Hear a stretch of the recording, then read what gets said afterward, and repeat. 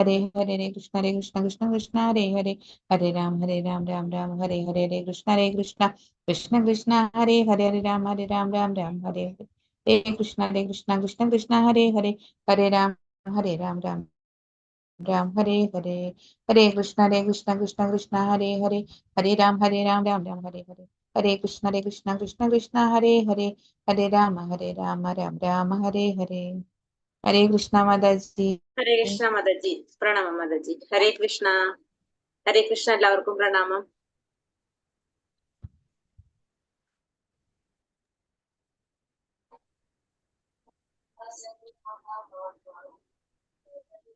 ഹരേ Krishna. Clear ആണോ Mataji? Clear ആണ് മാതാജി.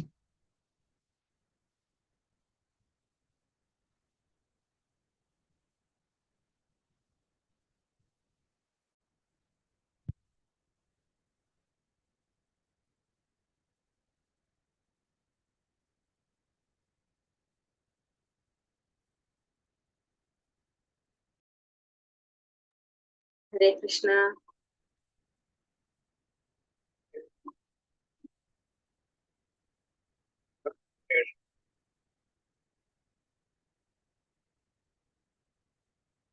ഹരേ കൃഷ്ണ. ഓം നമോ ഭഗവതേ വാസുദേവായ. ഓം നമോ ഭഗവതേ വാസുദേവായ. ഓം നമോ ഭഗവതേ വാസുദേവായ. ഓം അജ്ഞാനതിമിരാന്തസ്യ ജ്ഞാനാഞ്ജനാശലാകയ ചക്ഷുരുന്മീലിതം യേന തസ്മൈ ശ്രീഗുരവേ നമഃ. നമോ വിഷ്ണുപാദായ കൃഷ്ണപ്രേഷ്ഠായ ഭൂതലേ ശ്രീമതേ ഭക്തിവേദാന്ത സ്വാമിനി ഇതി നാമിനെ. നമസ്തേ സരസ്വതേ ദേവേ ഗൗരവാണി പ്രചാരിണേ നിർവിശേഷ ശൂന്യവാദി പാശ്ചാത്യദേശതാരിണേ. ജയ ശ്രീകൃഷ്ണ ചൈതന്യ പ്രഭു നിത്യാനന്ദ ശ്രീ അദ്വൈത ഗദാധര ശ്രീവാസാദി ഗൗരഭക്തവൃന്ദ. ഹരേ കൃഷ്ണ കൃഷ്ണ കൃഷ്ണ ഹരേ ഹരേ ഹരേ രാമ രാമ രാമ ഹരേ ഹരേ. ഹരേ കൃഷ്ണ കൃഷ്ണ കൃഷ്ണ ഹരേ ഹരേ ഹരേ രാമ രാമ രാമ ഹരേ ഹരേ.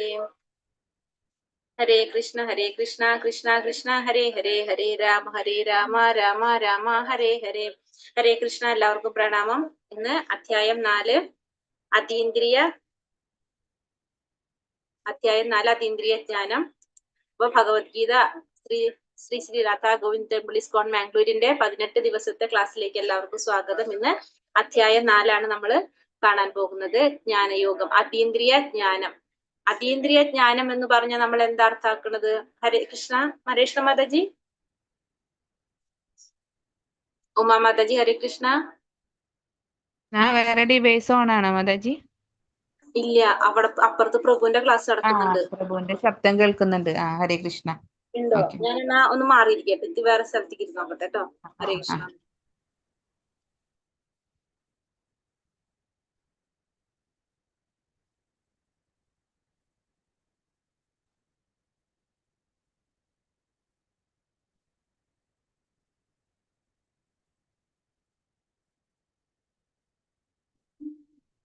കൃഷ്ണ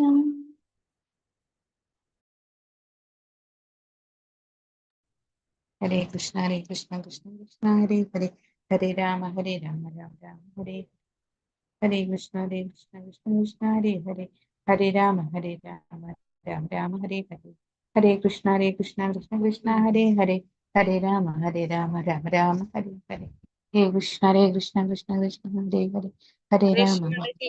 ഇപ്പൊ നോക്കിയേ, ഇപ്പൊ സൗണ്ട് ഉണ്ടോ? ഇപ്പൊ സൗണ്ട് പ്രോബ്ലം ഉണ്ടോ? ഇപ്പൊ സൗണ്ട് ഇല്ല മാതാജി, ഇപ്പൊ കേൾക്കുന്നില്ല കേട്ടോ. പക്ഷെ സാരില്ല. മാതാജി ഇരുട്ടിലായി പോയല്ലോ. അതാണ്, ഞാൻ ആ ലൈറ്റിന്റെ അവിടെ നിന്ന് മാറി കുറച്ച്. അതെ, ഞാൻ ഒന്ന് 1 മിനിറ്റ് ലൈറ്റും കൂടി ഓൺ ആക്കട്ടെ. സെക്കൻഡ്.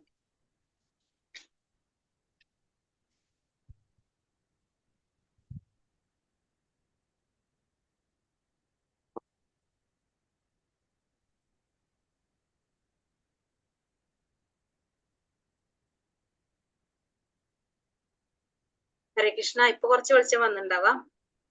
കുറച്ച് വന്നിട്ടുണ്ട്. അതെ, ഇത് ലൈറ്റിന്റെ ഓപ്പോസിറ്റ് വന്നല്ലോ, അപ്പൊ ഒത്തിരി വ്യത്യാസം വരും, പ്രോബ്ലം വന്നു. ഹരേ കൃഷ്ണ. അപ്പൊ നമ്മൾ ഇന്ന് അധ്യായം 4 അതീന്ദ്രിയ ജ്ഞാനാണ് നമ്മൾ നോക്കുന്നത്. അതീന്ദ്രിയ ജ്ഞാനം എന്ന് വെച്ചാൽ എന്താണ്? അതീന്ദ്രിയ ജ്ഞാനം, നമ്മളുടെ ഇന്ദ്രിയങ്ങൾക്ക് അപ്പുറത്തുള്ള ജ്ഞാനത്തിനാണ് നമ്മൾ എന്ത് പറയുന്നത്?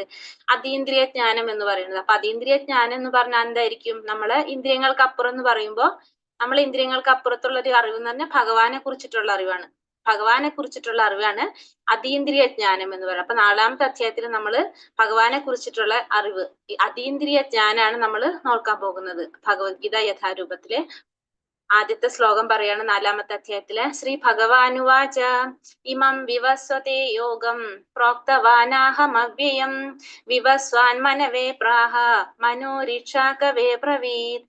ഭഗവാൻ ശ്രീകൃഷ്ണൻ പറഞ്ഞു, സനാതനമായ ഈ യോഗത്തെ പണ്ട് ഞാൻ സൂര്യദേവനായ വിവസ്വാൻ ഉപദേശിച്ചു. വിവസ്വാൻ മനുഷ്യവംശപിതാവായ മനുവിനും മനു ഇഷാകുവിനും ഉപദേശിച്ചു. ഭഗവാൻ പറയാണ് അർജുനന്റെ അടുത്ത്, ഈ ഭഗവത്ഗീത ഞാൻ ഇപ്പൊ നിനക്ക് ആദ്യമായിട്ട് പറഞ്ഞു തരുന്നതല്ല, ഞാൻ ഇതിനു മുന്നും ഇത് പറഞ്ഞു കൊടുത്തിട്ടുണ്ടായിരുന്നു. എന്നാണ് ഭഗവാൻ ഇത് സൂര്യദേവനായ വിവസ്വാന് പണ്ട് ഉപദേശിച്ചു കൊടുത്തിട്ടുണ്ടായിരുന്നു. വിവസ്വാന്റെ പുത്രനായ മനുവിനും മനു ഇഷാക്കുവിനും ഉപദേശിച്ചിട്ടുണ്ടായിരുന്നു. അപ്പൊ ഇതിപ്പോ ആദ്യമായിട്ട് പറഞ്ഞു തരുന്നതല്ല, അതിനു മുന്നേ ഞാൻ എന്ത് ചെയ്തിട്ടുണ്ടായിരുന്നു? വിവസ്വാനും അതുപോലെ തന്നെ സൂര്യദേവനായ വിവസ്വാൻ എന്ന് പറഞ്ഞപ്പോ സൂര്യദേവൻ, അന്നത്തെ സൂര്യദേവൻ ആരായിരുന്നു? വിവസ്വാനായിരുന്നു. അപ്പൊ വിവസ്വാൻ ഉപദേശിച്ചു, വിവസ്വാൻ മനുവിന് ഉപദേശിച്ചു, മനു ഇഷാകുവിന് ഉപദേശിച്ചു. അപ്പൊ ഇന്ന് ഞാൻ ആദ്യമായിട്ട് നിനക്ക് പറഞ്ഞു തരുന്നതല്ല, ആദ്യമേ ഇത് പറഞ്ഞിട്ടുണ്ടായിരുന്നു ഭഗവാൻ അർജുനന്റെ അടുത്ത് പറഞ്ഞു കൊടുക്കണാണ്. ഏവം പരമ്പരാ പ്രാപ്തമിമം രാജർഷയോ വിദുഹു സകാലേനേഹ മഹത യോഗോ നഷ്ടാ പരം തപ. അങ്ങനെ ഉപദേശിച്ചിട്ട് എന്താ സംഭവിച്ചത്? പറഞ്ഞില്ലേ, മനു എന്താ പറഞ്ഞത്? വിവസ്വാൻ ഉപദേശിച്ചു, വിവസ്വാൻ മനുവിന് ഉപദേശിച്ചു, മനു ഇഷാകുവിന് ഉപദേശിച്ചു. അപ്പൊ ഇതിനു മുന്നേ ഭഗവത്ഗീത പറഞ്ഞു കൊടുത്തിട്ടുണ്ടായിരുന്നു. പക്ഷെ വീണ്ടും അർജുനന് ഭഗവാൻ പറഞ്ഞു കൊടുക്കുകയാണ് അല്ലെ. അപ്പൊ അതെന്താ കാരണം? പറയാണ്, അങ്ങനെ ശിഷ്യ പരമ്പരയിലൂടെ പകർന്നു കിട്ടിയ ഈ സർവോത്കൃഷ്ടമായ ശാസ്ത്രം രാജർഷികൾ ശരിയായി മനസ്സിലാക്കിയിരുന്നു. കാലക്രമേണ ആ പാരമ്പര്യ ശൃംഖല മുറിഞ്ഞു പോവുകയും അത് നഷ്ടപ്രായമാവുകയും ചെയ്തു. അപ്പൊ എന്താ സംഭവിച്ചത്? ഇതിങ്ങനെ പറഞ്ഞു കൊടുത്തെങ്കിലും അത് ക്രമേണ എന്ത് സംഭവിച്ചു? അതിന് നഷ്ടം സംഭവിച്ചു. അതെങ്ങനെയോ നമ്മളെന്ന് നഷ്ടപ്പെട്ടു പോയി. അതുകൊണ്ടാണ് വീണ്ടും അത് അർജുനന് ഭഗവാൻ പറഞ്ഞു കൊടുക്കേണ്ടി വന്നതെന്നാണ് അർജുനനോട് ഭഗവാൻ പറയുന്നത്. അപ്പൊ പാരമ്പര്യ ശൃംഖലയിൽ കൂടെ പറഞ്ഞു കിട്ടിയ അറിവാണിത്. അപ്പൊ അർജുനന് ഈ പറഞ്ഞു കൊടുക്കുന്ന ഈ അറിവ്, ഇത് പറയുന്ന വെച്ചാൽ നമ്മള് പാരമ്പര്യ ശൃംഖലയിൽ കൂടെ, കാരണം ഇതിന്റെ ടോപ്പ് മോസ്റ്റ് നമുക്ക് നോക്കിക്കഴിഞ്ഞാൽ ആരെ കാണാൻ പറ്റുന്നത്? ഭഗവാനെയാണ് കാണാൻ പറ്റുന്നത്. അപ്പൊ നമ്മളിപ്പോ നമ്മളുടെ ഈ പാരമ്പര്യ ശൃംഖലയിൽ കൂടെ എന്ന് പറഞ്ഞു വരുമ്പോ നമ്മൾ കാണുന്ന ഗുരുവിൽ കൂടെ ഇങ്ങനെ മുകളിലേക്ക് പോയി കഴിയുമ്പോൾ നമുക്ക് ഏറ്റവും ടോപ്പിൽ ആരെ കാണാൻ പറ്റും? ഭഗവാനെ കാണാൻ പറ്റും. അപ്പൊ ഭഗവാൻ പറഞ്ഞു തന്ന അറിവാണ് നമ്മൾക്ക് കിട്ടിക്കൊണ്ടിരിക്കുന്നത് ഫുള്ള്. അപ്പൊ അതാണ് ഭഗവാൻ പറയുന്നത്. അപ്പൊ ഇതിന് നഷ്ടം സംഭവിച്ച കാരണം കൊണ്ടാണ് വീണ്ടും ഭഗവാൻ അർജുനന് അത് പറഞ്ഞു കൊടുക്കേണ്ടതായിട്ട് വന്നത്. ആ ഗുരുശിഷ്യ പരമ്പരയെ കുറിച്ച് പറയാണ്. നമ്മൾ പറഞ്ഞു ഫസ്റ്റ് ഭഗവാനാണ് ആർക്ക് പറഞ്ഞു കൊടുക്കണു? ബ്രഹ്മാവ് നാരദന് പറഞ്ഞു കൊടുത്തു, വ്യാസദേവന് പറഞ്ഞു കൊടുത്തു, മധ്വാചാര്യർക്ക് പറഞ്ഞു കൊടുത്തു. അങ്ങനെ പോയി 22ാമത് നമ്മൾ പറഞ്ഞു ഇന്നലെ ചൈതന്യ മഹാപ്രഭു ആണ് കലിയുഗത്തില് ഭഗവാൻ അവതരിക്കുന്നത്. ചൈതന്യ മഹാപ്രഭു ആയിട്ട് അവതരിക്കുന്നു. എന്തിനാണ്? നമ്മൾ പറഞ്ഞു എന്തിനെ പോഷിപ്പിക്കാനാണ്? നമ്മളെ സങ്കീർത്തന യജ്ഞത്തിനെ പോഷിപ്പിക്കാൻ വേണ്ടിയിട്ടാണ് അദ്ദേഹം അവതരിച്ചതെന്ന് പറഞ്ഞു. അദ്ദേഹത്തിൽ നിന്ന് പിന്നെയും ശൃംഖല വന്ന് നമ്മൾ ഈ പറഞ്ഞ ഈ ഭക്തി വേദാന്ത സ്വാമി പ്രഭുപാദർക്ക് എത്തി നിന്നു. പ്രഭുപാദരുടെ ശിഷ്യനായിട്ട് വന്നിരിക്കുന്ന ഇപ്പൊ നമ്മൾ ലേറ്റസ്റ്റ് ആയിട്ട് നമ്മൾ പറയുന്ന ശിഷ്യനാരാണ് പറയുന്നത്? ജയപതാക സ്വാമി മഹാരാജാണ് അല്ലെ നമ്മൾ പറയുന്നത്. അപ്പൊ അങ്ങനെ വന്ന് നിൽക്കണം. അപ്പൊ നമ്മൾ ഇപ്പൊ ഈ മഹാരാജ് ജയപതാക സ്വാമി മഹാരാജ്, അതിന്റെ മുകളില് ഭക്തി വേദാന്ത സ്വാമി പ്രഭുപാദർ, അങ്ങനെ പോയി നമുക്ക് ലാസ്റ്റ് എവിടേക്ക് എത്താൻ പറ്റും? ഭഗവാനിലേക്ക് തന്നെ എത്താൻ പറ്റും. അപ്പൊ നമുക്ക് ആ ഗുരുശിഷ്യ പരമ്പരയിൽ കൂടെ എന്ന് പറയുന്നതിന് കാരണം ഭഗവാൻ പറഞ്ഞത് അതേപടി നമുക്ക് കിട്ടാണ് ചെയ്യുന്നത്. അതാണ് അതിന് അത്രയും ഇമ്പോർട്ടന്റ് ആയിട്ട് നമ്മൾ പറയുന്നത്. സ ഏവായം മയതേത്യ യോഗ പ്രോക്ത പുരാതനഃ ഭക്തോസി മേ സഖാ ചേതി രഹസ്യം ഹ്യദുത്തമം. നീ എന്റെ ഭക്തനും മിത്രവുമായത് കൊണ്ടാണ് പരമപുരുഷനുമായി ബന്ധപ്പെടുത്തുന്ന ഈ പുരാതന ശാസ്ത്രം ഞാൻ വിവരിച്ചു തരുന്നത്. അതുകൊണ്ട് അതീന്ദ്രിയമായ ഈ ഗുപ്തജ്ഞാനം ഗ്രഹിക്കാൻ നിനക്ക് കഴിവുണ്ട്.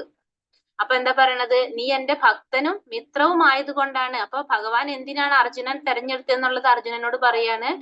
നീ എന്റെ എന്താണ് ഭക്തോസിമേ സഖാ ചേതി, നീ എന്റെ ഭക്തനുമാണ്, അതോടൊപ്പം തന്നെ നീ എന്താണ് സഖാവാണ്, എന്റെ മിത്രനുമാണ് അല്ലെ. അതുകൊണ്ടാണ് നിന്നെ ഞാൻ തെരഞ്ഞെടുത്തത്. ഈ ജ്ഞാനം പറഞ്ഞു തരാനായിട്ട്, ഈ അതീന്ദ്രിയ ജ്ഞാനം, ഈ അതീന്ദ്രിയമായിട്ടുള്ള ഗുപ്തജ്ഞാനം, ഗുപ്തം എന്ന് വെച്ചാൽ രഹസ്യമായിട്ടുള്ള ഈ ഒരു അറിവാണ്, അത് ഗ്രഹിക്കാനുള്ള കഴിവ് നിനക്കുണ്ട്. കാരണം വെച്ചിട്ടുണ്ടെങ്കിൽ നീ എന്റെ ഒരു ഭക്തനുമാണ്, നീ പിന്നെ ആരാണ്, എന്റെ സഖാവുമാണ്, എന്റെ സ്നേഹിതനുമാണ്, എന്റെ മിത്രവുമാണ്. അതുകൊണ്ടാണ് ഞാൻ നിന്നെ തെരഞ്ഞെടുത്തത് എന്നുള്ളതാണ് അർജുനനോട് ഭഗവാൻ പറഞ്ഞു കൊടുക്കാണ്.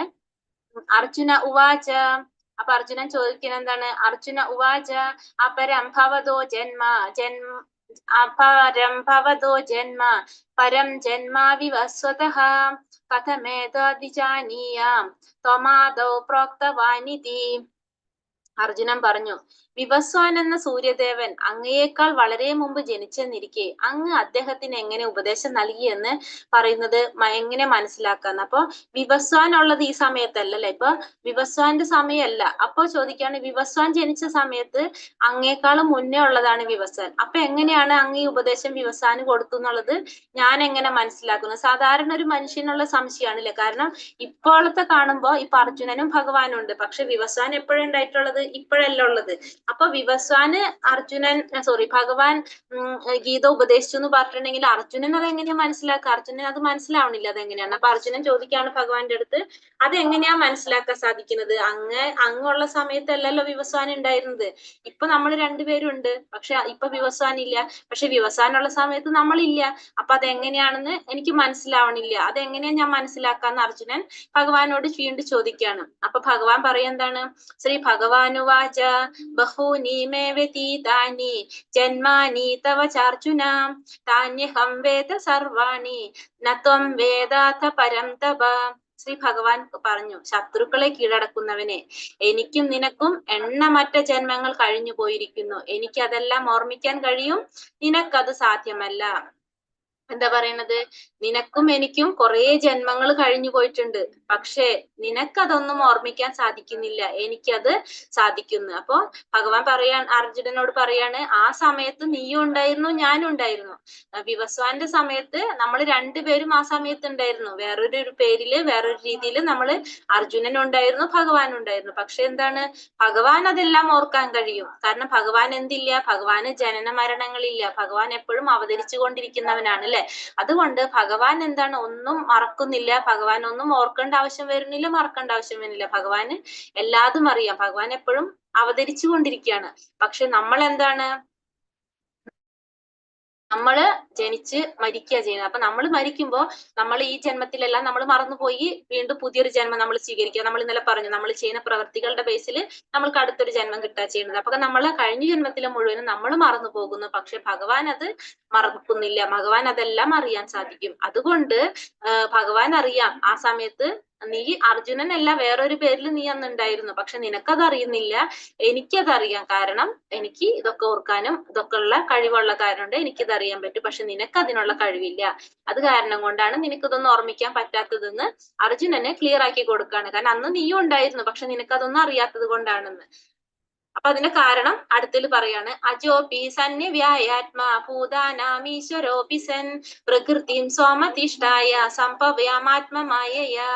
എനിക്ക് പിറവിയില്ല, എന്റെ അതീന്ദ്രിയ ശരീരത്തിന് നാശം നേരിടുകയുമില്ല, ജീവജാലങ്ങൾക്കെല്ലാം അധിപതിയാണ് ഞാൻ. എന്നിരിക്കലും യുഗം തോറും എന്റെ ആദിമവും അതീന്ദ്രിയവുമായ രൂപത്തിൽ ഞാൻ അവതരിക്കുന്നു. എന്താ പറയണത് ഭഗവാൻ, എനിക്ക് പിറവിയില്ല.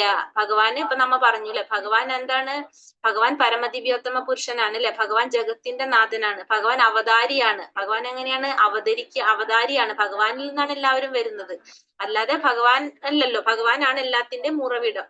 അപ്പൊ ഭഗവാൻ എന്തില്ല, ജനനോ മരണവും ഇല്ല, പിറവിയില്ല. ഭഗവാന്റെ ശരീരം എങ്ങനെയാണ്, അതീന്ദ്രിയ ശരീരമാണ്, അതിന് നാശം സംഭവിക്കുന്നില്ല. പക്ഷെ നമ്മളുടെ ശരീരം എന്താണ്, പഞ്ചഭൂതങ്ങൾ കൊണ്ട് ഉണ്ടാക്കിയതാണ് അല്ലെ, നമ്മളുടെ ശരീരത്തിന് നാശം സംഭവിക്കുന്നു. പക്ഷെ ഭഗവാന്റെ ശരീരത്തിന് എന്ത് സംഭവിക്കുന്നില്ല, നാശം സംഭവിക്കുന്നില്ല. പിന്നെ ഈ സർവചരാചരങ്ങളുടെയും അധിപനാണ് ഞാൻ. ഭഗവാൻ എന്താണ്, ഈ ഭൗതിക ലോകത്തിലുള്ള ഈ 54 ലക്ഷം ജീവജാലങ്ങളുണ്ട് നമ്മൾ ഭൗതിക ലോകത്ത്, ഈ എല്ലാത്തിന്റെയും അധിപനാണ് ആര്, ഭഗവാൻ അധിപനാണ്. അത് കാരണം കൊണ്ട് ഭഗവാൻ എന്താണ് എപ്പോഴും യുഗം തോറും ആദിമവും അതീന്ദ്രിയവുമായ ഈ രൂപത്തിൽ ഭഗവാൻ അവതരിച്ചു കൊണ്ടേയിരിക്കുക ചെയ്യുന്നത്. അപ്പൊ ഭഗവാൻ ഒരിക്കലും ജനനവും ഇല്ല മരണവും ഇല്ല, പിറവിയില്ല എന്ന് പറയണത്. കാരണം ഭഗവാൻ ഇങ്ങനെ അവതരിച്ചു കൊണ്ടേയിരിക്കും. ഭഗവാന്റെ ശരീരത്തിനാണെങ്കിൽ നാശം സംഭവിക്കുന്നില്ല.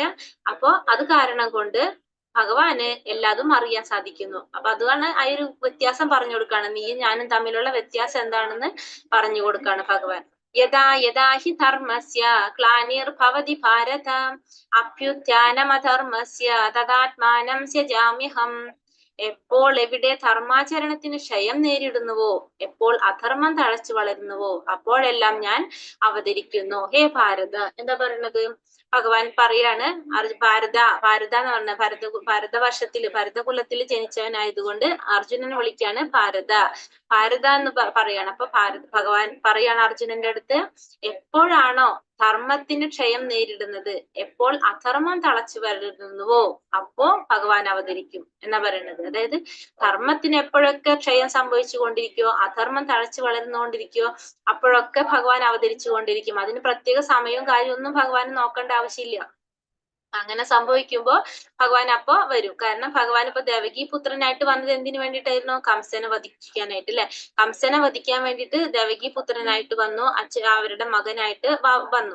അതേപോലെ തന്നെ ഓരോ സാഹചര്യത്തിലും ഭഗവാൻ അവതരിക്കുന്നത് എന്തിനു വേണ്ടിയിട്ട്? എന്തെങ്കിലും കാര്യങ്ങൾ ചെയ്യാൻ വേണ്ടിയിട്ട്. അവിടെ എന്തെങ്കിലും അധർമ്മം നടക്കുന്നുണ്ടാവും, അധർമ്മം ഇല്ലാതാക്കാൻ വേണ്ടിയിട്ടാണ് ഭഗവാൻ വരുന്നത്. ഭഗവാൻ അധർമ്മം ഇല്ലാതാക്കാന്ന് മാത്രല്ല, ധർമ്മത്തിനെ നിലനിർത്താൻ, ഭക്തരെ രക്ഷിക്കുക. മെയിൻ ആയിട്ട് എന്താ പറയുന്നത്? ഭഗവാൻ ആരെയാണ് നോക്കുന്നത്? ഭക്തന്മാരെയാണ് നോക്കുന്നത്. ഭക്തനെ രക്ഷിക്കാൻ കൂടിയിട്ടാണ് ഭഗവാൻ അവതരിച്ചു കൊണ്ടിരിക്കുന്നത്. അപ്പൊ അർജുനനെ ക്ലിയർ ആക്കി കൊടുക്കാണ്, യഥാ യഥാ ഹി ധർമ്മസ്യ ഗ്ലാനിർഭവതി ഭാരത അഭ്യുത്ഥാനമധർമ്മസ്യ തദാത്മാനം സ്യജാമ്യഹം. അപ്പൊ എപ്പോഴാണോ ധർമ്മത്തിന് ക്ഷയം സംഭവിക്കുന്നത്, അധർമ്മം തഴച്ചു വളരുന്നത്, അപ്പോഴെല്ലാം ആരവതരിക്കും? ഭഗവാൻ അവതരിച്ചു കൊണ്ടേയിരിക്കും. പരിത്രാണായ സാധൂനാം വിനാശായ ച ദുഷ്കൃതാം ധർമ്മ സംസ്ഥാപനാർത്ഥായ സംഭവാമി യുഗേ യുഗേ. ഭക്തന്മാരെ രക്ഷിക്കാനും ദുഷ്കൃതികളെ നിഗ്രഹിക്കാനും ധർമ്മത്തെ പുനഃസ്ഥാപിക്കാനുമായി യുഗം തോറും ഞാൻ അവതരിച്ചു കൊണ്ടേയിരിക്കുന്നു. എന്താ ഭഗവാൻ പറയുന്നത്? ഭക്തന്മാരെ രക്ഷിക്കാനും ദുഷ്കൃതികളെ നിഗ്രഹിക്കാനും ധർമ്മത്തെ പുനഃസ്ഥാപിക്കാനും യുഗം തോറും ഞാൻ അവതരിച്ചു കൊണ്ടേ ഇരിക്കുന്നു എന്ന് പറയുന്നത്. അപ്പൊ മെയിൻ ആയിട്ട് ഭഗവാൻ എന്തിനാ വരുന്നത്? ഭക്തന്മാരെ രക്ഷിക്കുക, ദുഷ്കൃതികളെ നിഗ്രഹിക്കുക, പിന്നെ ധർമ്മത്തെ പുനഃസ്ഥാപിക്കുക. ഈ 3 കാര്യമാണ് ഭഗവാന്റെ അജണ്ടയിൽ ഉണ്ടാവേണ്ടത് എപ്പോഴും. അപ്പൊ ഇതിൽ ഏറ്റവും ഇമ്പോർട്ടന്റ് ആയിട്ട് ഭഗവാൻ എന്താ ചെയ്യുന്നത്? ഭക്തന്മാരെ രക്ഷിക്കാൻ വേണ്ടിയിട്ടാണ് ഭഗവാൻ ചെയ്യുന്നത്. ഭക്തന്മാർക്കാണ് ഭഗവാൻ എപ്പോഴും ഇമ്പോർട്ടൻസ് കൊടുത്തുകൊണ്ടിരിക്കുന്നത്. ഭക്തന്മാരെ രക്ഷിക്കുക, അതുപോലെ തന്നെ ദുഷ്കൃതികളെ നിഗ്രഹിക്കുക, പിന്നെ ധർമ്മത്തെ പുനഃസ്ഥാപിക്കുക. ഇതിന് വേണ്ടിയിട്ടാണ് ഭഗവാൻ അവതരിച്ചുകൊണ്ടേ ഇരിക്കുന്നത്. ഇത് ചൈതന്യ മഹാപ്രഭു. നമ്മൾ ഇന്നലെ പറഞ്ഞു, ചൈതന്യ മഹാപ്രഭുവിനെ കുറിച്ച് പറഞ്ഞില്ലേ? ചൈതന്യ മഹാപ്രഭു ആണ്. ചൈതന്യ മഹാപ്രഭു എന്താ ചെയ്തത്? ചൈതന്യ മഹാപ്രഭു അവതരിച്ചിട്ട് കലിയുഗത്തിൽ 500 വർഷങ്ങൾക്ക് മുമ്പാണ് ചൈതന്യ മഹാപ്രഭു അവതരിച്ചത്. അത് സ്വയം ഭക്തനായിട്ട് വരാണ് ചെയ്യുന്നത്, അല്ലെ? കാരണം ഒരു ഭക്തന്റെ മനോഭാവം എന്താണെന്ന് അറിയാൻ വേണ്ടിയിട്ട്, ഭഗവാന്റെ ഒരു രൂപത്തില് ഭഗവാൻ എങ്ങനെയാണ്, ഭക്തന്മാരെ എങ്ങനെയാ ചെയ്യുന്നതെന്ന് അറിയാൻ വേണ്ടിയിട്ട് സ്വയം ഭക്തനായിട്ട് അവതരിക്കുകയാണ് ചെയ്യുന്നത്. അപ്പൊ ഒരു ഭക്തന് കാണിച്ചു കൊടുക്കുകയാണ് ചെയ്തത്. ഭഗവാൻ ചൈതന്യ മഹാപ്രഭു ആരാണെന്നുള്ളത് കാണിച്ചു കൊടുത്തു. അപ്പൊ അത് ഷഡ്ഭുജധാരിയായിട്ടാണ് കാണിച്ചു കൊടുക്കുന്നത്. പക്ഷെ ഇതിൽ നോക്കിയാൽ നമുക്കറിയാം ഭഗവാന്റെ കയ്യിൽ എന്തില്ല? ആയുധങ്ങളൊന്നുമില്ല, അല്ലെ? ജപമാല, എന്താ പറയണത്, സന്യാസിയുടെ കമണ്ടലു, പിന്നെ ഓടക്കുഴല്, അങ്ങനെയാണുള്ളത്. അപ്പൊ ആരായിട്ട് നമ്മളെ ചൈതന്യ മഹാപ്രഭു ആയിട്ട് വരുമ്പോൾ ഭഗവാൻ എന്താണ് ഇങ്ങനെ സ്നേഹത്തിൽ കൂടെയാണ് എല്ലാവരെയും മാറ്റാൻ ശ്രമിക്കുന്നത്. അപ്പൊ ആയുധം എടുത്തിട്ടല്ല അവിടെ ചെയ്യുന്നത്. ഏറ്റവും പതിതമായിട്ടുള്ള ആത്മാക്കൾക്ക് പോലും മോക്ഷം നൽകേണ്ട രീതിയിലാണ് ചൈതന്യ മഹാപ്രഭു ചെയ്യുന്നത്, ഓരോ പ്രവർത്തികൾ ചെയ്ത് കാണിക്കുന്നത്. അടുത്തത് ജന്മകർമ്മച്ച മേ ദിവ്യം ഏവം യോ വേതി തത്വതഃ തെക്താ ദേഹം പുനർജന്മ നൈതി മാമേതി സോർജുന. അല്ലയോ അർജുന, എന്റെ ജനനത്തിന്റെയും പ്രവർത്തികളുടെയും അതീന്ദ്രിയ സ്വഭാവം ഗ്രഹിച്ചവർ മരണശേഷം വീണ്ടും ഭൗതിക ലോകത്തിൽ പിറക്കുന്നില്ല. അവർ ശാശ്വതമായ എന്റെ ലോകത്തിലെത്തുന്നു.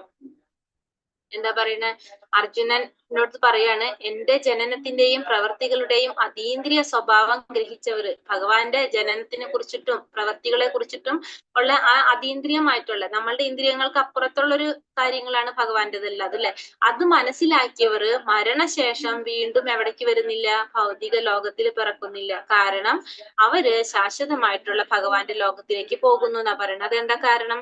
കാരണം ഭഗവാനെ കുറിച്ച് അവർക്ക് മനസ്സിലായില്ല. ഭഗവാൻ ആരാണെന്ന് മനസ്സിലായി കഴിഞ്ഞാൽ സ്വാഭാവികമായിട്ടും നമ്മൾ എന്ത് ചെയ്യും? ഭഗവാന് വേണ്ടിയിട്ട് കാര്യങ്ങൾ ചെയ്യും. നമ്മൾ ചെയ്യുന്ന എല്ലാ പ്രവൃത്തികളും ഭഗവാന് വേണ്ടിയിട്ട് ചെയ്യും. അപ്പൊ അങ്ങനെ ചെയ്യുമ്പോൾ നമുക്ക് എന്ത് സംഭവിക്കുന്നില്ല? ആ കർമ്മങ്ങളുടെ, നമ്മൾ ഇന്നലെ പറഞ്ഞു, അത് ആ കർമ്മങ്ങളുടെ പാപപുണ്യ ഫലങ്ങൾ നമ്മൾക്ക് അനുഭവിക്കേണ്ടി വരുന്നില്ല. അത് ബാലൻസ് ചെയ്തു പോകും. അപ്പൊ നമുക്ക് എന്ത് വരുന്നില്ല? നമ്മൾക്ക് വീണ്ടും ഒരു ജന്മത്തിന്റെ ആവശ്യം വരുന്നില്ല അവിടെ. അപ്പൊ നമ്മൾ ഈ ഭൗതിക ലോകത്തിൽ വീണ്ടും പിറക്കേണ്ടി വരുന്നില്ല. ഭൗതിക ലോകത്തിൽ എന്ന് പറയുമ്പോൾ നമ്മള് ബ്രഹ്മലോകം തൊട്ടുള്ളത് ഫുള്ള് ഭൗതിക ലോകമാണ്. അപ്പൊ അവിടെ എവിടെ ജനിച്ചാലും നമുക്ക് എന്താണ്ടി വരും? നമുക്ക് മരണം ഉണ്ടാവും, നമ്മൾ വീണ്ടും ജനിക്കേണ്ടി വരും. അതില്ലാതിരിക്കണമെങ്കിൽ നമ്മൾ എന്ത് ചെയ്യണം? ഭഗവാനെ കുറിച്ച് മനസ്സിലാക്കി ഭഗവാന് വേണ്ടിയിട്ട് കർമ്മങ്ങൾ ചെയ്യണം. ഭഗവാനെ സന്തോഷിപ്പിക്കാൻ വേണ്ടിയിട്ട് നമ്മളുടെ പ്രവൃത്തികൾ മുഴുവനും അതിനായിട്ട് നമ്മൾ മാറ്റണം. നമ്മളിപ്പോ ഒരു എന്താ പറയാ, മൊബൈൽ ഉപയോഗിക്കുകയാണെങ്കിൽ നമ്മളത് ഭഗവാന്റെ കീർത്തനങ്ങൾ കേൾക്കാനും ഭഗവാന്റെ കഥകൾ കേൾക്കാനും ഭഗവാൻ ക്ലാസ്സുകൾ കേൾക്കാനും വേണ്ടി ഉപയോഗിച്ചു കഴിഞ്ഞാൽ എന്താണ്?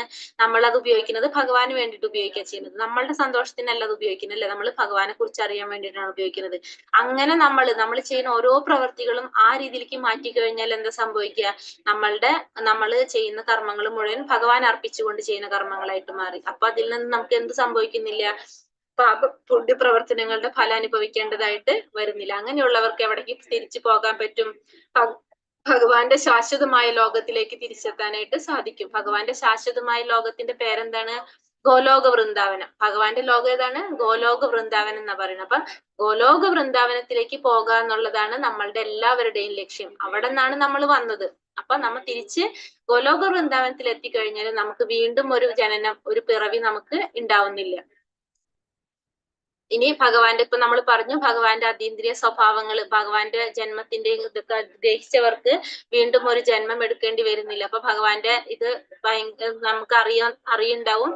നമ്മളെ ദാമോദര ലീല ഇപ്പൊ നവംബർ 17 തൊട്ട് ഒക്ടോബർ 17 തൊട്ട് കാർത്തിക മാസം എന്ന് പറയും. നമ്മള് കാർത്തിക മാസം സ്റ്റാർട്ട് ചെയ്യാണ്. ഇതില് ദാമോദര ലീല എന്ന് പറയുമ്പോൾ കാർത്തിക മാസത്തിന്റെ പ്രത്യേകത എന്ന് പറഞ്ഞാൽ കാർത്തിക മാസത്തിലാണ് ഭഗവാന്റെ കുറെ ലീലകൾ നടന്നിട്ടുള്ളത്. കാർത്തിക മാസത്തിലാണ്. അപ്പൊ ഏറ്റവും ഇമ്പോർട്ടന്റ് കൊടുക്കുന്നതാണ് കാർത്തിക മാസത്തിന്. പിന്നെ മാസങ്ങളില് ഭഗവാൻ എന്താണ്? കാർത്തിക മാസത്തിലാണ് ഭഗവാൻ മാറിയുന്ന മാസം മാർഗശീർഷം എന്നോട് പറയുന്നത്. അപ്പൊ അത് കാർത്തിക മാസത്തിനാണ് നമ്മൾ പറയുന്നത്. അപ്പൊ അത് കൊണ്ട് കാർത്തിക മാസത്തിൽ ഭയങ്കര പ്രാധാന്യമാണ്. അതില് ഭഗവാന്റെ ഒരു പ്രധാനപ്പെട്ട ഒരു ലീലയാണ് ദാമോദര ലീല.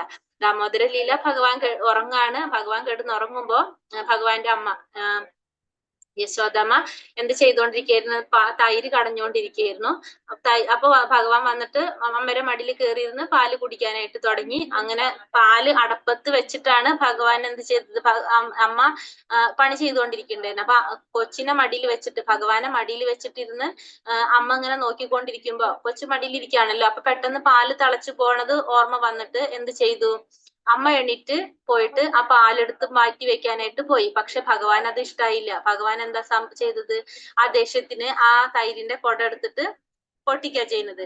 അപ്പൊ തൈര് അതേപോലെ തന്നെ തൈര് എടുത്തിട്ട് കുറെ കുടിച്ച് കളയുന്ന കണ്ടു. മറ്റുള്ള കുട്ടികൾക്ക് കൊടുക്കണം. ഇങ്ങനെയൊക്കെ ചെയ്യുമ്പോ അപ്പൊ അമ്മയ്ക്ക് ദേഷ്യം വരാണ് ചെയ്യുന്നത്. അപ്പൊ അമ്മയ്ക്ക് ദേഷ്യം വന്നപ്പോ കുട്ടീനെ പിടിച്ചിട്ട് എന്താ ചെയ്യുന്നത്? കെട്ടിയിടാണ്. ഒരലുമ്മല് കെട്ടിയിടാണ്. ഒരലുമ്മല് കെട്ടിയിട്ടിട്ട് അത് കഥ പറയുകയാണെങ്കിൽ ശരിക്കും ഉണ്ട്. അപ്പൊ അതില് നമ്മൾ പറയുന്നുണ്ട്, പരിശ്രമം ഭഗവാന്റെ ഒരു അനുഗ്രഹം കൂടി ഉണ്ടെങ്കിലേ സാധിക്കുള്ളൂ. എന്നൊരു കയറെടുത്തിട്ട് ആ കയറ് എങ്ങനെ കെട്ടുമ്പോഴേ എത്തുന്നില്ല. അങ്ങനെ ഭഗവാൻ തന്നെ സമ്മതിക്കുമ്പോഴാണ് കെട്ടാൻ സാധിക്കുന്നത്. അങ്ങനെ കെട്ടിക്കഴിഞ്ഞിട്ട് പിന്നെ അതിൽ ഇതേപോലെ തന്നെ നളകുബേരന്മാരെന്ന് പറഞ്ഞ കുബേരന്റെ 2 മക്കൾക്ക് ശാപമോക്ഷം കിട്ടുന്നുണ്ട്. അപ്പൊ ഇതും സംഭവിക്കുന്നത് ഈ ഒരു സമയത്ത് തന്നെയാണ്. അങ്ങനെ ഭഗവാന്റെ ആ ഒരു ലീലയാണ്, ഭയങ്കര പ്രധാനമായിട്ടുള്ള ഒരു ലീലയാണ് ദാമോദര ലീല പറയുന്നത്. നമ്മൾ ഈ ഒരു മാസം ദാമോദര ഭഗവാനെ ശരിക്കും ആരാധിച്ച് പൂജിച്ചു പോണതാണ് ഒക്ടോബർ 17 തൊട്ട് ഒരു മാസക്കാലം. അപ്പൊ ആ സമയത്ത് നമ്മൾ ഏറ്റവും കൂടുതൽ ഈ ഭഗവാന്റെ കുറെ അവതാരങ്ങൾ ഉണ്ടല്ലോ, ഭഗവാന്റെ രൂപങ്ങൾ വരുന്നുണ്ട്. അതില് ദാമോദര ഭഗവാനെയാണ് നമ്മൾ ഏറ്റവും കൂടുതൽ നമ്മൾ ആ സമയത്ത് ആരാധിക്കുന്നത്. അപ്പൊ അതാണ് ദാമോദര ലീലയുടെ പിക്ചറേഴ്സ് ആണ് ഈ കാട്ടിരിക്കുന്നത്. ഞാൻ ജസ്റ്റ് ഒന്ന് പറഞ്ഞതാണത്. പിന്നത്തെ പറയുന്ന വെച്ചാൽ വീതരാഗഭയ ക്രോധ മന്മയാ മാമുപാശ്രിതഃ ബഹവോ ജ്ഞാന തപസ ഭൂത മദ്ഭാവമാഗതഃ. രാഗം, ഭയം, ക്രോധം എന്നിവയിൽ നിന്ന് മോചിതരായി എന്നിൽ തന്നെ മുഴുകി ചരണം കൂകിയ അനേകം പേർ എന്നെ പറ്റിയുള്ള ജ്ഞാനത്താൽ ശുദ്ധീകൃതരായി എന്നിൽ ദിവ്യപ്രമ. ഒരു സെക്കൻഡ്.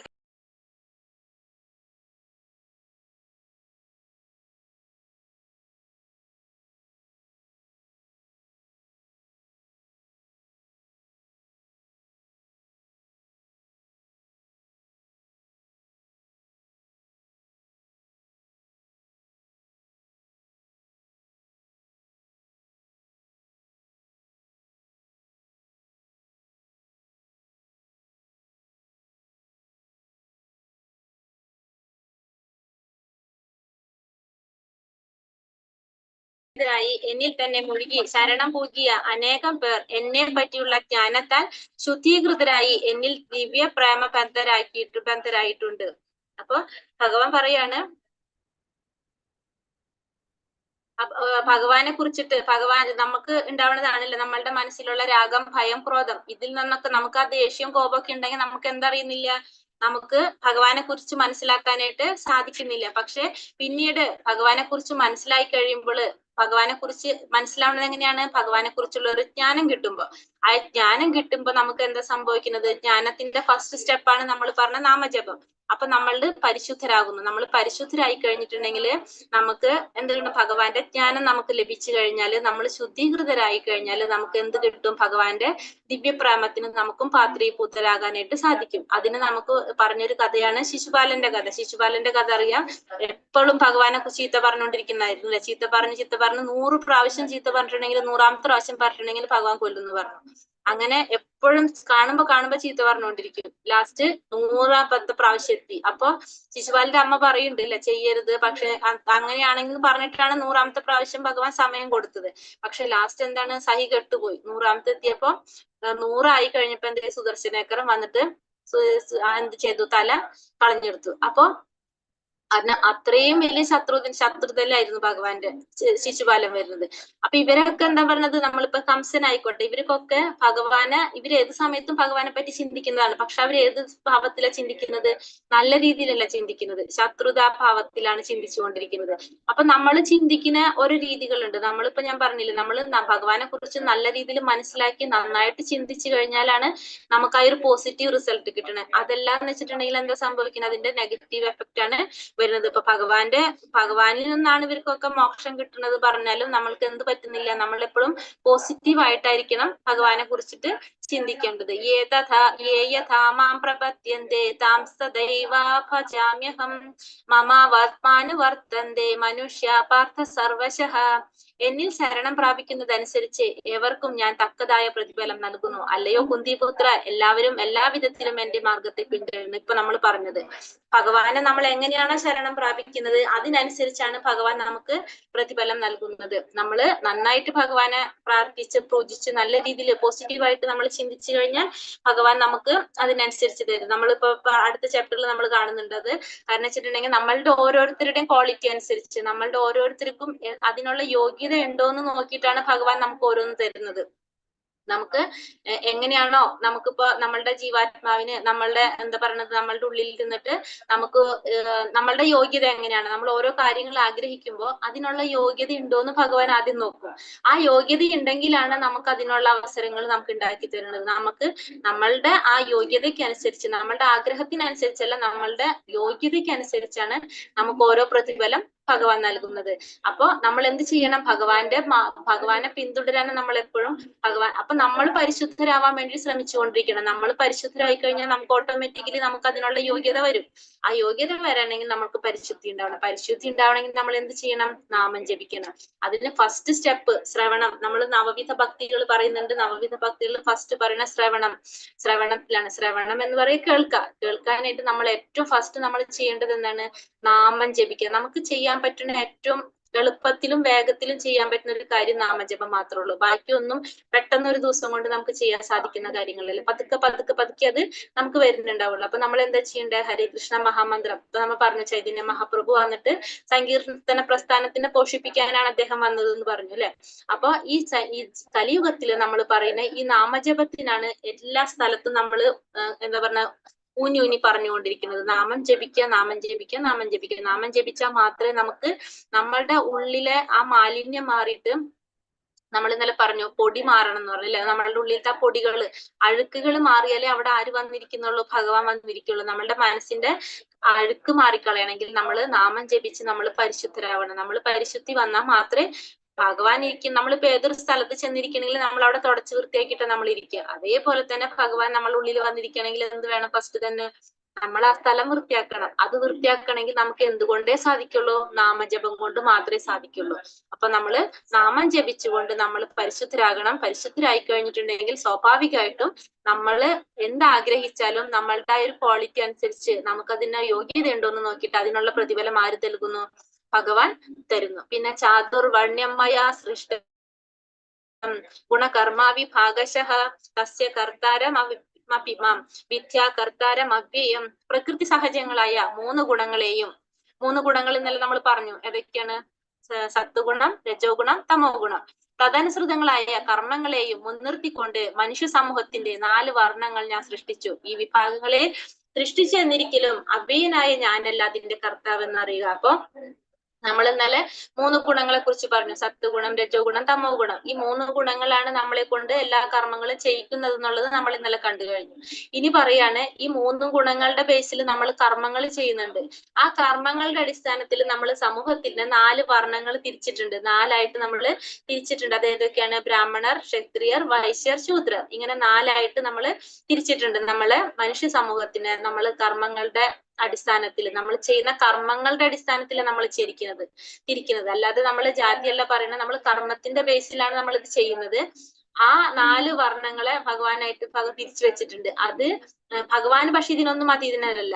പക്ഷെ അതിന്റെ കർത്താവ് മാത്രമേ ഭഗവാനാകുന്നുള്ളൂ. പക്ഷെ ഭഗവാൻ ഇതിനൊന്നും ബന്ധമില്ല. ഈ വിഭാഗങ്ങൾ 4 പറയുന്നത് ഏതാണ്? ബ്രാഹ്മണർ, ക്ഷത്രിയർ, വൈശ്യർ, ശൂദ്രർ.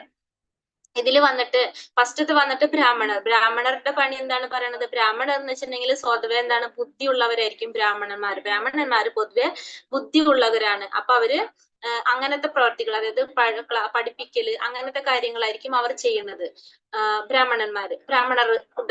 അത് വന്നിട്ട് സെക്കൻഡ് വന്നിട്ട് ക്ഷത്രിയർ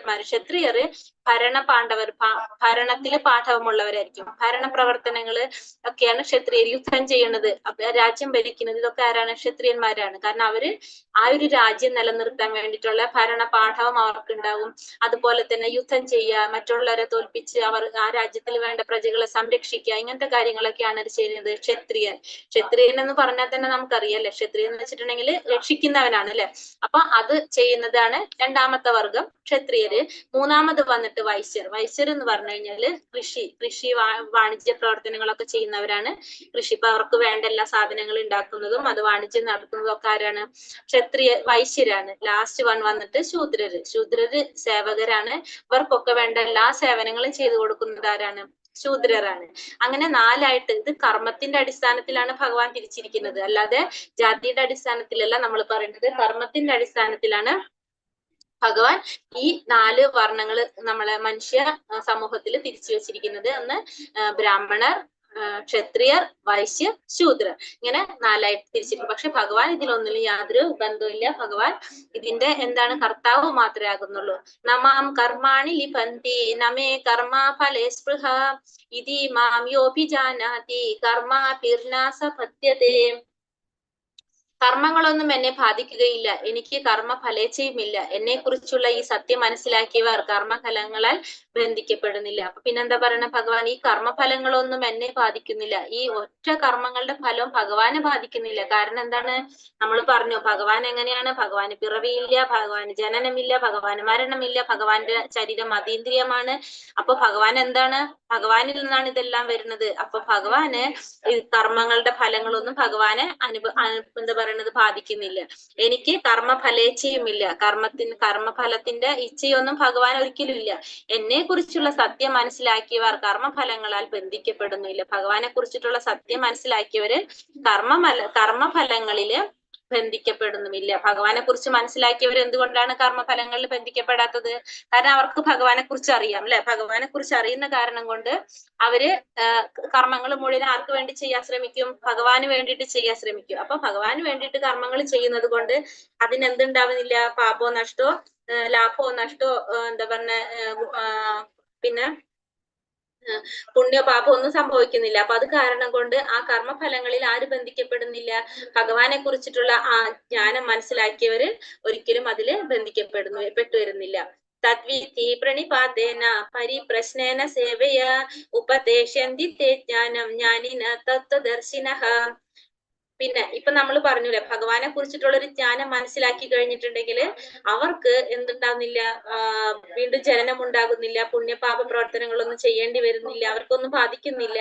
അപ്പൊ അത് കാരണം അവർ വീണ്ടും ജനിക്കേണ്ടി വരുന്നില്ല എന്ന് പറഞ്ഞു. അപ്പൊ ഈ ഭഗവാനെ കുറിച്ചിട്ടുള്ള ജ്ഞാനം അത് എവിടെ നിന്ന് മനസ്സിലാക്കുന്നുള്ളതാണ് പറയുന്നത്. ഒരു ആധ്യാത്മിക ഗുരുവിനെ സമീപിച്ച് സത്യത്തെ കുറിച്ച് അറിയാൻ ശ്രമിക്കണം. അദ്ദേഹത്തെ സേവിക്കുക, അദ്ദേഹത്തിൽ നിന്ന് വിനയപൂർവ്വം ചോദിച്ചറിയുക.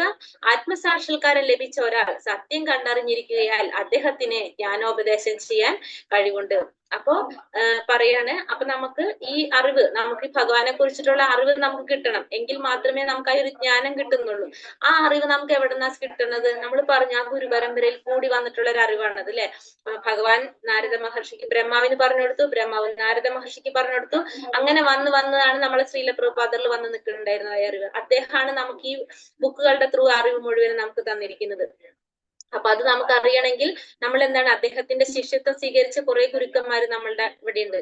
അപ്പൊ അവരിൽ നിന്ന് നമ്മൾ എന്ത് ചെയ്യണം? നമ്മൾ അങ്ങനത്തെ ഒരു ഗുരുവിനെ സമീപിച്ച് നമ്മൾ ആ സത്യത്തെ കുറിച്ച് അറിയാൻ ശ്രമിക്കണം. ആ സത്യം എന്ന് പറഞ്ഞത് ആരാണ്? ഭഗവാനാണ്. ഭഗവാനെ കുറിച്ച് അറിയാനായിട്ട് നമ്മൾ ശ്രമിക്കണം. അതെങ്ങനെയാണ് നമ്മൾ അറിയേണ്ടത്? അദ്ദേഹത്തെ സേവിച്ച് അദ്ദേഹത്തിൽ നിന്ന് വിനയപൂർവ്വമാണ് നമ്മൾ ചോദിച്ചു മനസ്സിലാക്കേണ്ടത്. ആ അറിവ് നമ്മൾ എങ്ങനെ മനസ്സിലാക്കണം? ആ ഗുരുവിൽ നിന്ന് വിനയപൂർവ്വം, അദ്ദേഹത്തെ സേവിച്ച് വിനയപൂർവ്വം നമ്മൾ അദ്ദേഹത്തിൽ നിന്ന് അറിവ് മനസ്സിലാക്കണം. നമ്മൾ ഒരിക്കലും ഗുരുവിനേക്കാൾ അറിവുള്ളവരാവാൻ പാടില്ല. കാരണം നമ്മളുടെ സംശയങ്ങളാണ് നമ്മൾ ഗുരുവിന്റെ അടുത്ത് ചോദിക്കുന്നത്. നമുക്ക് എല്ലാതും അറിയും എന്നുള്ളൊരു ഭാവത്തിൽ നമ്മൾ ചോദിച്ചു കഴിഞ്ഞാൽ നമുക്കൊരിക്കലും സാറ്റിസ്ഫാക്ഷൻ കിട്ടുന്നില്ല. അപ്പൊ നമുക്കുള്ള സംശയങ്ങള് നമുക്ക് എങ്ങനെയാണോ തോന്നുന്നത് ആ രീതിയിൽ ചോദിച്ചു കഴിഞ്ഞാൽ നമ്മളുടെ ഉള്ളറിഞ്ഞിട്ട് അത് മനസ്സിലാക്കി തരാൻ ആർക്ക് സാധിക്കും? ഗുരുവിന് സാധിക്കും. അപ്പോ നമുക്കുള്ള സംശയങ്ങള് ഗുരുവിനെ വിശ്വസിക്കണം. നമ്മൾ ഫസ്റ്റ് അതിനെന്താ വേണ്ടത്? നമുക്കൊരു വിശ്വാസം ഉണ്ടാവണം ഗുരുവിൽ.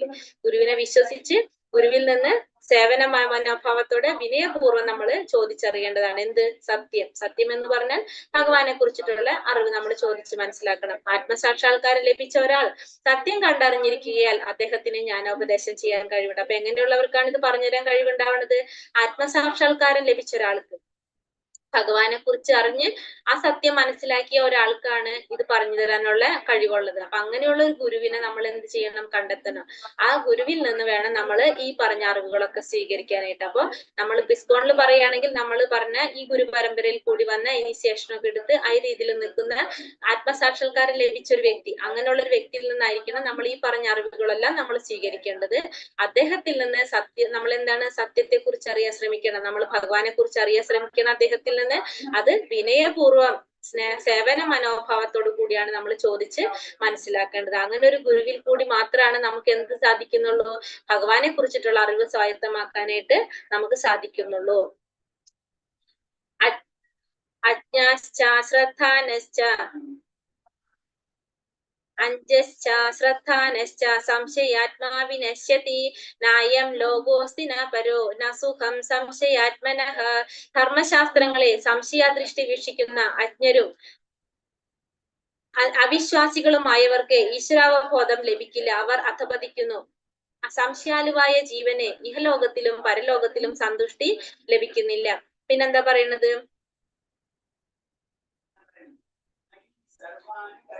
ധർമ്മശാസ്ത്രങ്ങളെ സംശയദൃഷ്ടിയ വീക്ഷിക്കുന്ന അജ്ഞരും അവിശ്വാസികളുമായവർക്ക്, അപ്പൊ ധർമ്മശാസ്ത്രങ്ങളെ കുറിച്ച് സംശയദൃഷ്ടിയ വീക്ഷിക്കുന്നവർക്ക്, അജ്ഞരായവർക്കും അവിശ്വാസികളായവർക്കും അവർക്ക് ഒരിക്കലും എന്ത് സംഭവിക്കുന്നില്ല?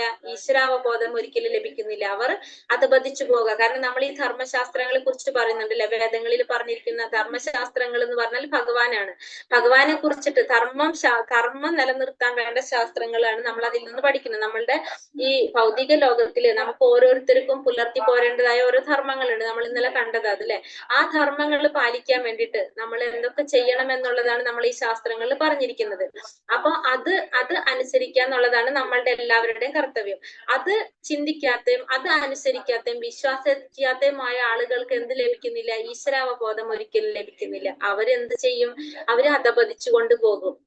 പിന്നെ അതുപോലെ തന്നെ സംശയാലുവായ ഒരു ജീവന് ഇഹലോകത്തിലും. പിന്നെ സംശയം ഉണ്ടെങ്കിൽ നമ്മളൊരു കാര്യം ഒരാളോട് ചോദിച്ചു കഴിഞ്ഞാല് അയാൾ പറയുന്നത് ശരിയാണോ തെറ്റാണോ എന്ന് സംശയത്തില് ദൃഷ്ടിയോടെ നമ്മൾ നോക്കിക്കഴിഞ്ഞാൽ നമുക്ക് ഒരിക്കലും എന്തുണ്ടാവില്ല? സന്തുഷ്ടി കിട്ടുന്നില്ലത്. നമ്മൾക്ക് ഒരാളെ വിശ്വസിക്കണം. നമുക്ക് ഒരാളെ വിശ്വസിച്ചാൽ മാത്രമേ നമുക്ക് എന്ത് ചെയ്യാൻ പറ്റുള്ളൂ? നമുക്ക് സംതൃപ്തി കിട്ടുന്നുള്ളൂ. ഒരാൾ പറയുന്നത്, ഞാനിപ്പോ ഒരു കാര്യം നിങ്ങളോട് പറഞ്ഞു കഴിഞ്ഞാൽ നിങ്ങൾക്ക് എന്നിൽ വിശ്വാസം ഉണ്ടെങ്കിൽ മാത്രമേ ഞാൻ പറയുന്നത് നിങ്ങൾ സ്വീകരിക്കുള്ളൂ. അതല്ലെങ്കിൽ നമ്മൾ അതെന്ത് ചെയ്യുന്നില്ല? നമ്മളത് സ്വീകരിക്കുന്നില്ല.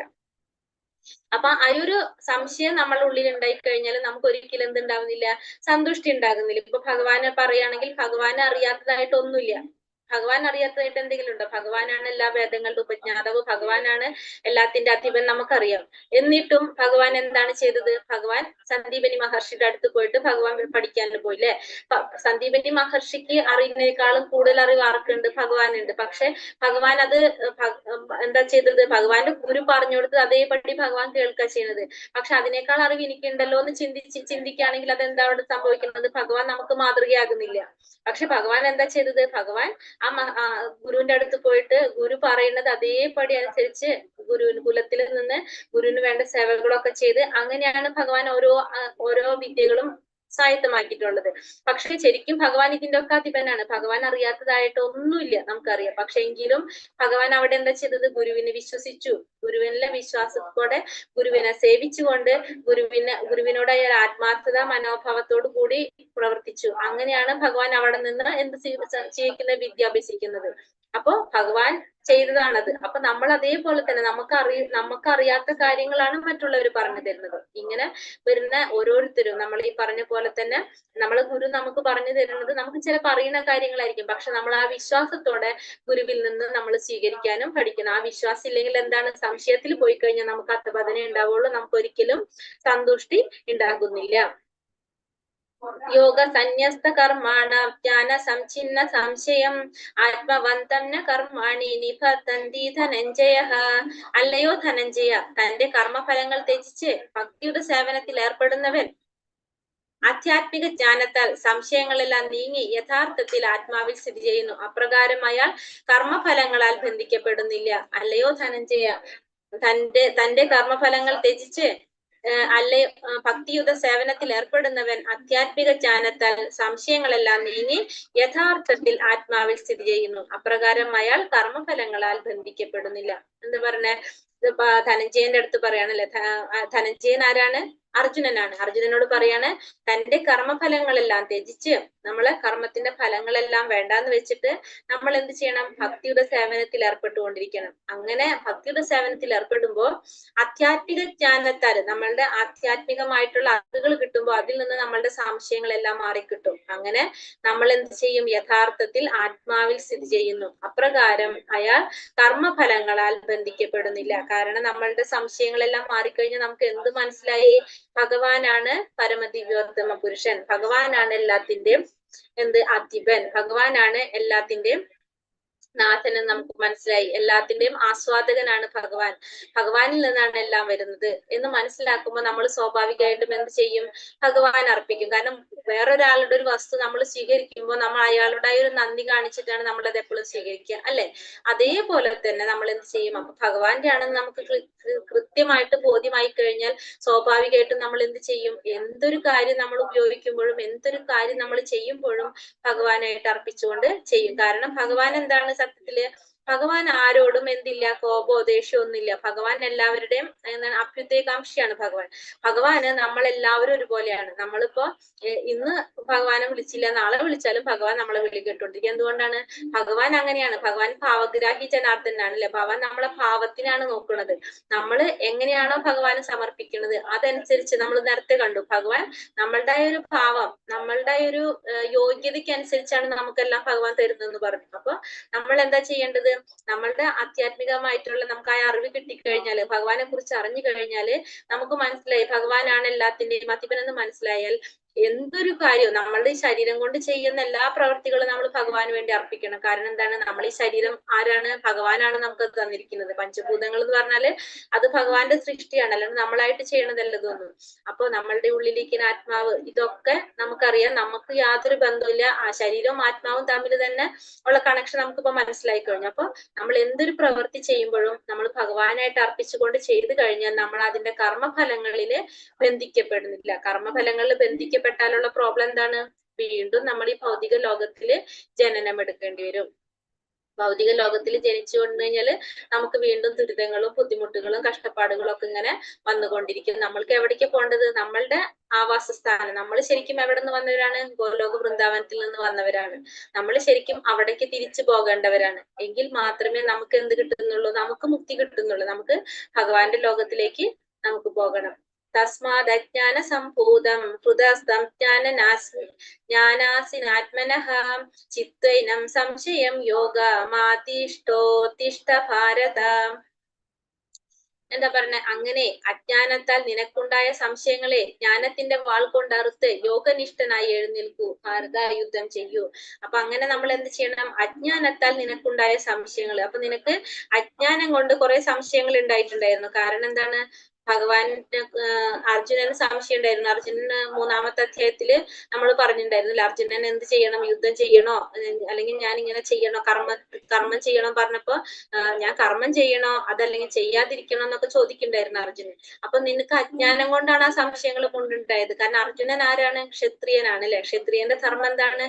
യുദ്ധം ചെയ്യാന്നുള്ളതാണ്. നമ്മൾ പറഞ്ഞു 4 ആശ്രമങ്ങൾ പറഞ്ഞു, 4 മനുഷ്യ എന്താ പറഞ്ഞത്, വർണ്ണങ്ങൾ പറഞ്ഞില്ല. അപ്പൊ അതിൽ പറഞ്ഞത് ബ്രാഹ്മണരും ക്ഷത്രിയരും വൈശ്യരും ശൂദ്രരാണ് കർമ്മത്തിന്റെ അടിസ്ഥാനത്തിൽ. അതിൽ വന്നിട്ട് ക്ഷത്രിയനുണ്ട്. ക്ഷത്രിയർ ആരാണ്? യുദ്ധം ചെയ്യേണ്ടവരാണ്. അർജുനൻ ആരാണ്? ക്ഷത്രിയനാണ്. ക്ഷത്രിയന്റെ ധർമ്മം യുദ്ധം ചെയ്യുക എന്നുള്ളതാണ്. അപ്പൊ അർജുനനോട് പറയാണ്, നിനക്ക് അജ്ഞാനം കൊണ്ടുണ്ടായിട്ടുള്ള ആ ഒരു സംശയം നീ മാറ്റിയിട്ട് ജ്ഞാനത്തിന്റെ വാൾ കൊണ്ട് അത് അറുത്ത് യോഗനിഷ്ഠനായി എഴുന്നേൽക്കൂ, ഭാരത യുദ്ധം ചെയ്യൂ എന്ന് പറഞ്ഞു. എന്നിട്ട് നീ യുദ്ധം ചെയ്യാൻ തയ്യാറാകുന്നു. അപ്പൊ അർജുനനെ യുദ്ധം ചെയ്യാൻ വേണ്ടിയിട്ട് ഭഗവാൻ എന്താണ്? ഭഗവാൻ നിർബന്ധിക്കല്ല, പക്ഷെ ഇൻഡയറക്റ്റ് ആയിട്ട് ഭഗവാൻ അതിലേക്ക് വേണ്ടിയിട്ട് അർജുനനെ മാറ്റി കൊടുക്കുകയാണ്. അർജുനന്റെ മനസ്സിലുള്ള സംശയങ്ങൾ മുഴുവൻ തീർത്തുകൊണ്ട് ഇങ്ങനെ ഓരോരോ സ്റ്റെപ്പ് ബൈ സ്റ്റെപ്പ് ആയിട്ട് അർജുനന്റെ അത് ക്ലിയർ ആക്കി കൊടുക്കുകയാണ് ഭഗവാൻ ചെയ്യുന്നത്. കാരണം അർജുനൻ മാത്രല്ല, ഭഗവാനെ സംബന്ധിച്ച് നമ്മളെല്ലാവരും ആരാണ്? നമ്മളുടെ എല്ലാം അഭ്യുദയകാംക്ഷിയാണ് ഭഗവാൻ. കാരണം ഭഗവാൻ നമ്മൾ പറഞ്ഞില്ലേ ഇപ്പൊ തന്നെ, ആരോടും ദേഷ്യമോ കോപമോ ഒന്നും ഇല്ല. അപ്പൊ ഭഗവാൻ അറിയാം ഭഗവാൻ എന്താ ചെയ്യേണ്ടത്? ധർമ്മത്തെ നിലനിർത്തണം, അധർമ്മം നശിപ്പിക്കണം. അധർമ്മത്തിന്റെ ഭാഗത്ത് പ്രവർത്തിക്കുന്നവരെ ഇല്ലാതാക്കാന്നുള്ളത് ആരുടെ ഉത്തരവാദിത്തമാണ്? ഭഗവാന്റെ ഉത്തരവാദിത്തമാണ്. അപ്പൊ അത് അർജുനന്റെ ത്രൂ ചെയ്യിപ്പിക്കുകയാണ് ഭഗവാൻ. ഒരു ഉപകരണാക്കിക്കൊണ്ട്, അർജുനനെ ഒരു ഉപകരണാക്കിക്കൊണ്ട് അർജുനനെ കൊണ്ട് ചെയ്യിക്കുകയാണ്. പോകെ പോകെ നമുക്ക് മനസ്സിലാവും ഇതെല്ലാം ഓൾറെഡി നടന്നു കഴിഞ്ഞതാണ്. പക്ഷെ അർജുനനെ വെച്ചിട്ട് ഭഗവാൻ ഇത് ചെയ്യുന്നു എന്ന് മാത്രമേ ഉള്ളൂ. കാരണം അർജുനൻ ആരാണ്? ക്ഷത്രിയനാണ്. അർജുനന്റെ ധർമ്മമാണ് യുദ്ധം ചെയ്യുക എന്നുള്ളത്. അപ്പൊ പിന്നെ അർജുനൻ ഭഗവാന്റെ ഭക്തനും കൂടിയാണ്. ഭക്തൻ ഒരിക്കലും ഒരു ബുദ്ധിമുട്ടുണ്ടാവാനോ വിഷമം ഉണ്ടാവാനോ ആരാഗ്രഹിക്കുന്നില്ല? ഭഗവാൻ ആഗ്രഹിക്കുന്നില്ല. അപ്പൊ അത് കാരണം കൊണ്ട് അർജുനൻ ഒരു തരത്തിലും ഒരു പേരുദോഷം ഇല്ലാതിരിക്കാൻ വേണ്ടിയിട്ടാണ് അർജുനന്റെ ത്രൂ ഭഗവാൻ ഇതൊക്കെ ചെയ്തുകൊണ്ടിരിക്കുന്നത്. അപ്പൊ അർജുനനോട് പറയാണ്, നിന്റെ അജ്ഞാനം കൊണ്ട് നിനക്കുണ്ടായ എല്ലാ സംശയങ്ങളും എന്തുകൊണ്ട് മാറ്റാന്ന് പറഞ്ഞ ജ്ഞാനത്തിന്റെ വാൾ കൊണ്ട് നീ മാറ്റിയിട്ട് യോഗനിഷ്ഠനായി എഴുന്നേൽക്കൂ, ഭാരത യുദ്ധം ചെയ്യൂ. എന്നിട്ട് നീ എന്ത് ചെയ്യാ? യുദ്ധം ചെയ്യാനായിട്ട് പറയാണ്.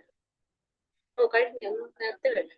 ഹരേ കൃഷ്ണ കൃഷ്ണ കൃഷ്ണ ഹരേ ഹരേ, ഹരേ രാമ രാമ രാമ ഹരേ ഹരേ. ഹരേ കൃഷ്ണ.